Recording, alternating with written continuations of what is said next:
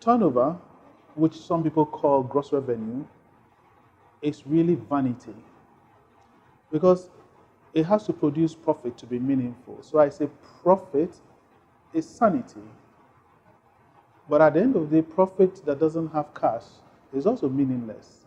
So I say cash is reality. This afternoon, I would like to discuss the concept of liquidity and cash flow and how they determine whether a company will succeed at the business they do or whether they will be sustainable in the long run.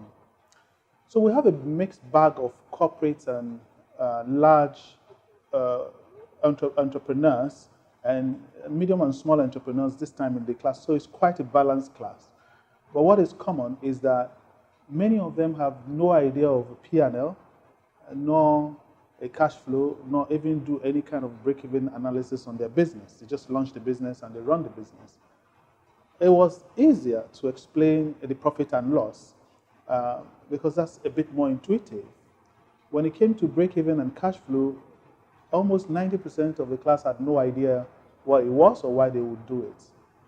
So I say that turnover, which some people call gross revenue, is really vanity because it has to produce profit to be meaningful. So I say profit is sanity. But at the end of the day, profit that doesn't have cash is also meaningless. So I say cash is reality. It's important, therefore, never to run out of money in the enterprise because if the enterprise was a car, then cash is the fuel that moves the car. You don't buy the car for fuel, but without fuel, you are not going anywhere. In the same way, you don't set up the enterprise just for money, but without money, the enterprise is not going anywhere. So how do you ensure a healthy cash forecast so that you know exactly where you are at each point in time regarding your cash deficits and your cash surpluses? Where there is a deficit and you have forecasted it beforehand, you can then mitigate because you could approach your bank in January because from your cash flow, you know that by July, you're going to have a cash deficit. That doesn't mean that the business is not profitable. It probably means that at that time, you are committed to a large inventory or some similar reason. But that could put your business out of reckoning if you don't have a way to get the cash to complete that cycle. On the other hand, there are certain times where you have so much cash with you that it doesn't make sense just leaving it in the current account.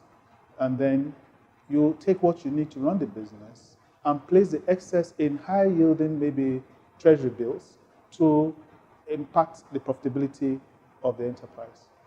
So we just took two examples to illustrate this. Two companies get the same order from, let's say, a government agency to bring in technology equipment, let's say for elections. Let's say they both got the orders of $20 million each in January, and others made up of servers and capture cards and printers and personal computers. So company one takes the order and gets a bank loan, LPO finance, to bring in the equipment, but his terms of trade is payment on invoicing. And let's say he's probably going to be able to deliver everything by September. So he's not going to get a penny until he's delivered everything by September. In the meantime, apart from the money to import the goods, he has what we call indirect costs, which are made up of his rent, salaries, and so on that are mounting that he also has to pay. So he just finds himself going deeper and deeper into worry because he's really running out of cash. Let's say the second company goes with similar order, but trade terms that says you pay a certain amount of advance, let's say 50% advance along with the order, and then invoicing will be a milestone. Milestone means when I supply the servers, you pay me for the servers. When I supply the personal computers, you pay me for them. When I supply the capture machines, you pay me and the printers. So he, in the beginning, already has $10 million as advance payment. That is impacting his cash flow. He doesn't therefore have to borrow money to import the equipment because he's gotten it from the customer.